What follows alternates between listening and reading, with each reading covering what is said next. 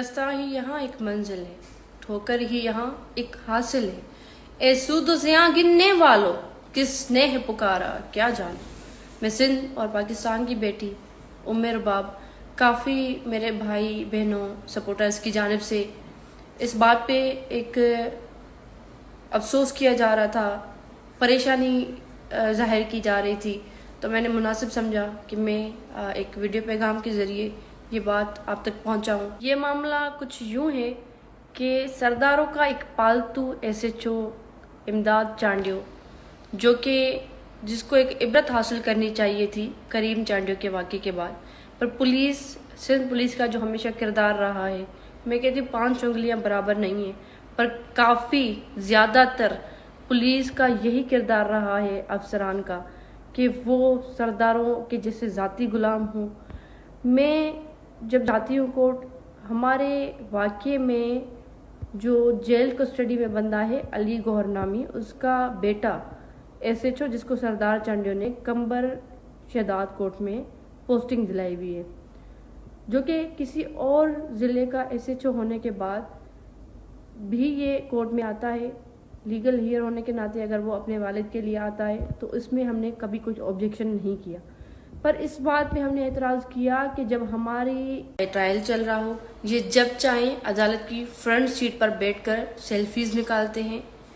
मैंने अपने 3 प्यारों के जनाजे उठाए, उसके बावजूद भी मैं हिम्मत करके खड़ी हूँ। अब इस निज़ाम को चाहिए कि वो हिम्मत दिखाए। मैं IG सिंध पुलिस रिफत मुख्तार साहब से भी ये रिक्वेस्ट करना चाहती हूँ कि सर इस वाक़े का नोटिस लें। मुझे खतरा है, मेरी जान को खतरा है, मेरे केस में जो विटनेसेस हैं उनको थ्रेट किया जा रहा है, उनको खतरा है, और अगर कुछ भी होता है खुदा न खास्ता तो इसमें सिंध पुलिस भी उतनी जिम्मेदार रहेगी कि जितने सरदार लोग। मैं इंसाफ की खातिर निकली हूँ। मैं चाहती हूँ कि मेरे मुल्क में कानून और आइन की बालादस्ती हो।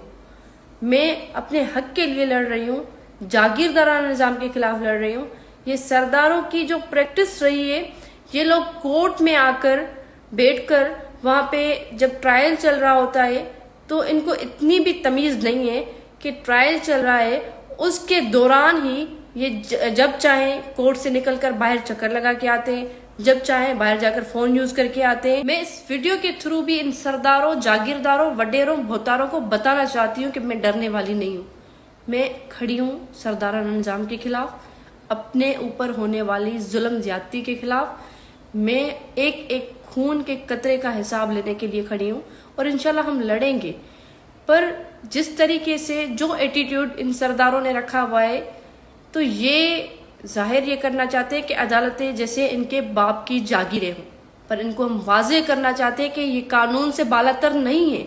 ये चाहे कितना भी कर लें, पर इंशाल्लाह अदालतें मजलूमों के साथ खड़ी हैं और अदालतें ही हैं, कानून और आइन के आसरे ही हम इस निज़ाम के खिलाफ खड़े हैं। और मुझे यकीन है कि इंशाल्लाह अदालतें हक और सच का फैसला करेंगी। मजलूमों के लिए ये प्लेटफॉर्म है। जब हमारी एंट्री ऑनरेबल कोर्ट में होती है तो उस टाइम वहाँ पे सिक्योरिटी का एक घाट बना हुआ है। वो SHO आकर हमारी गाड़ी की चेकिंग करवाता है और उसके बाद चेकिंग के बाद जाकर वो कोर्ट में बैठता है। मैंने कई हेयरिंग्स से ये बात नोट की और मैंने सबूत के तौर पर वीडियो और पिक्चर्स बना के रख लिए अपने पास।